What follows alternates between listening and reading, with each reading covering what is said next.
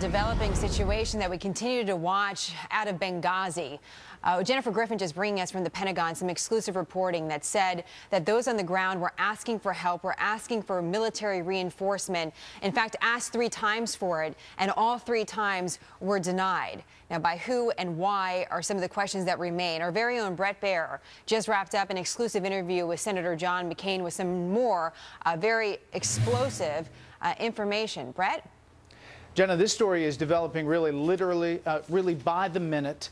And Jennifer's reporting from the Pentagon is astounding. I urge everybody to go to the website, foxnews.com. She'll have it all detailed here momentarily. It is astonishing. Fox News learning from sources who were on the ground in Benghazi. This is solid reporting that for 3 urgent requests for military backup there during that attack over the 7 hours, denied by officials who told CIA operators to stand down as this attack was going on. It is amazingly detailed, her reporting throughout this, and you can get all of this detail as Jennifer went through it during your show at the top of the hour. What I'm going to bring you now is another charge by Senator John McCain, who has been following this from the beginning.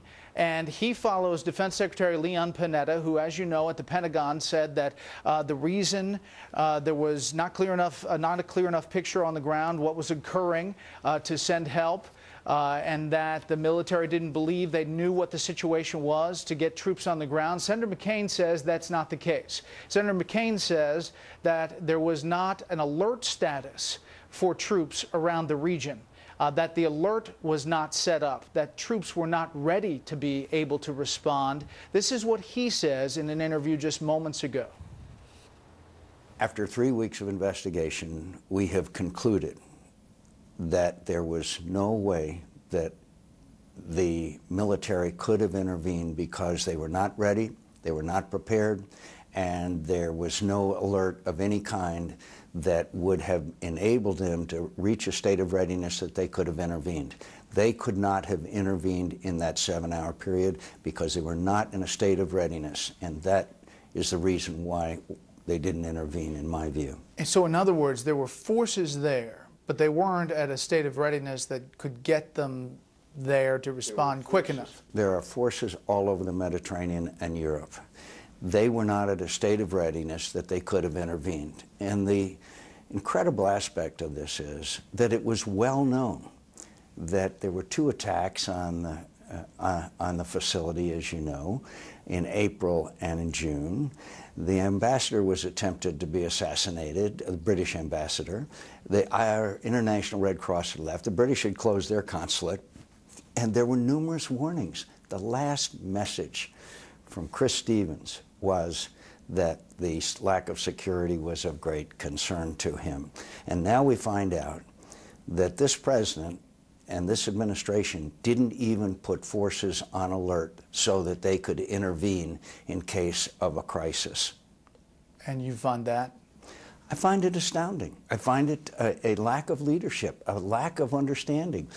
Either before or during this attack, they should have known that on September 11th, and now we know that maybe there were individuals who took part in this attack that were from Tunisia and Libya. Now, you know, there's an interesting aspect of that. That means, if it's true, that al-Qaeda is now capable of cooperating throughout the region. When he was saying Tunisia and Libya, he meant Tunisia and Iraq, that there are possible terrorists from Tunisia and Iraq involved in this Benghazi attack. Jennifer's reporting is that a special operations team, commanders and extremist force operating in Central Europe, had been moved to Sigonella Air Base, but they were told to stand down, actually, and that a second force specializing in counterterrorism rescues was on hand as well at Sigonella. There was a team that moved in from Tripoli, but they were held up for some 45 minutes in Benghazi, did not make it in time to intervene or rescue the 2 former Navy SEALs. This is all developing. I mean, minute by minute. And we are covering every moment of this. We are trying to get the newest revelations as a part of this hour special that is going to run this weekend. We promise that we're going to get the newest stuff on, and hopefully we're going to get it all in, and we'll make it in time to make slot, as we say in TV. Well, we hope for that too. Just real quick, Brad, one of our viewers just asked, you know, what does this all mean? What does all this new information mean? And who would have denied the orders or the request, pardon me, for support?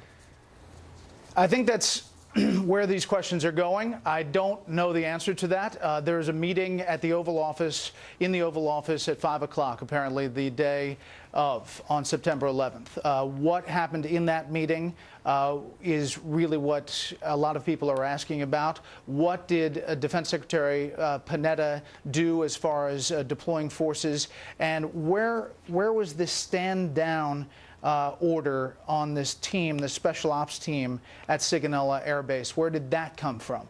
We are still pulling thread. We are still trying to get answers.